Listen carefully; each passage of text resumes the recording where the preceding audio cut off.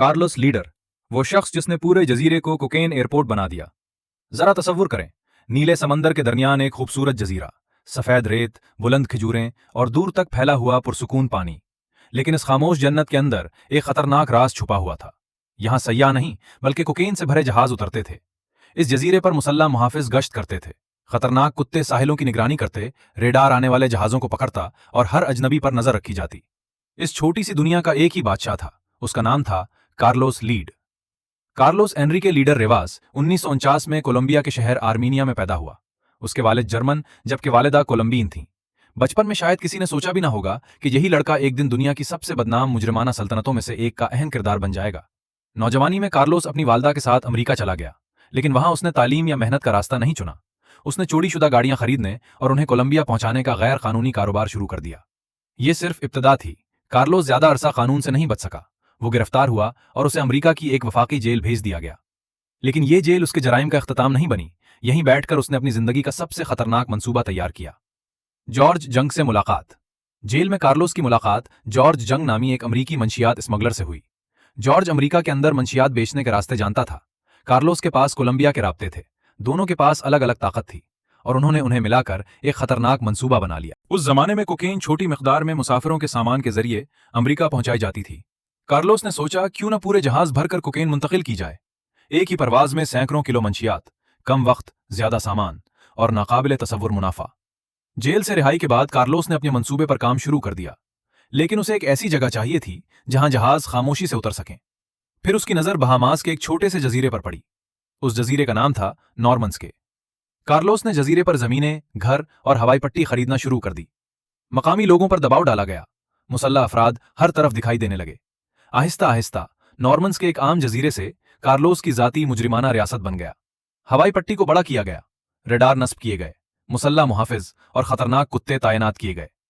Colombia से cocaine से भरे बड़े जहाज यहां उतरते और फिर छोटे तैयारे ये सामान अमेरिका पहुंचाते। नॉर्मन्स के अब एक जजीरा नहीं रहा था, ये कोकेन का बैनुल-अक़वामी एयरपोर्ट बन चुका था। कार्लोस की दौलत तेजी से बढ़ने लगी। प्राइवेट जहाज, आलीशान घर, कीमती गाड़ियां और बेहिसाब नकदी। उसने पाब्लो एस्कोबार और मेडिलियन कार्टेल के लिए अमेरिका तक एक इंतहाई अहम फजाई रास्ता कायम कर दिया। अब वो सिर्फ एक स्मगलर नहीं रहा था, वो कोकेन की दुनिया का एक बड़ा खिलाड़ी बन चुका था। लेकिन ताकत के साथ कार्लोस का गुरूर भी बढ़ता गया। वो खुद को सिर्फ एक मंशियात फरोश नहीं बल्कि एक सियासी ताकत समझने लगा। उसने जलसे किए, तहरीक बनाई और अमेरिका के साथ हवालगी के मुआहदे के खिलाफ आवाज उठाई। लेकिन उसके नजरियात, गुस्सा और बेकाबू रवैया अब उसके अपने साथियों को भी खौफजदा करने लगा था। कानून नाफिज करने वाले इदारों की नजर नॉर्मन्स के पर पड़ चुकी थी। अमरीकी और बहामास के हुक्काम जजीरे की सरगर्मियों को समझने लगे थे। फजाई निगरानी बढ़ी, तहकीकात तेज हुई और कार्लोस के गिर्द घेरा तंग होने लगा। इसकी सल्तनत अब बाहर से नहीं, अंदर से टूटने लगी थी। 1980 की दहाई के आगाज में कार्लोस को नॉर्मन्स के छोड़ना पड़ा। जो जजीरा कभी उसकी ताकत की अलामत था, अब उसके खिलाफ सबसे बड़ा सबूत बन चुका था। जहाज खामोश होने लगे, मुसल्लह मुहाफिज गायब होने लगे और कार्लोस की सल्तनत रेत की दीवार की तरह गिरने लगी। फरवरी 1987, कार्लोस लीडर को कोलंबिया में गिरफ्तार कर लिया गया। वो शख्स जिसके जहाज कभी समंदरों और सरहदों से आजाद उड़ते थे, अब हथकड़ियों में जकड़ा हुआ था। सिर्फ चंद घंटों बाद उसे अमेरिका के हवाले कर दिया गया। उसका सबसे बड़ा खौफ हकीकत बन चुका था। अमेरिका में कार्लोस पर मुकदमा चलाया गया। अदालत ने उसे उम्र कैद के साथ मजीद 135 साल की सजा सुना दी। जिस शख्स ने आजादी, दौलत और ताकत के लिए एक जजीरा खरीदा था, अब उसकी दुनिया चंद दीवारों और लोहे की सलाखों तक महदूद हो गई थी। अपने ही साथियों के खिलाफ गवाही वक्त गुजरने के साथ कार्लोस ने अपनी सजा कम करवाने के लिए हुक्काम से ताउन शुरू किया। उसने पानामा के साबिक हुक्मरान मैनुएल नोरेगा के खिलाफ गवाही दी। जुर्म की दुनिया में जहां कभी वो ताकतवर लोगों का साथी था, अब वो उन्हीं लोगों के राज अदालत में बयान कर रहा था। कार्लोस ने 33 साल से ज्यादा अमरीकी जेलों में गुजारे। जून 2020 में उसे रिहा करके जर्मनी भेज दिया गया। दुनिया बदल चुकी थी।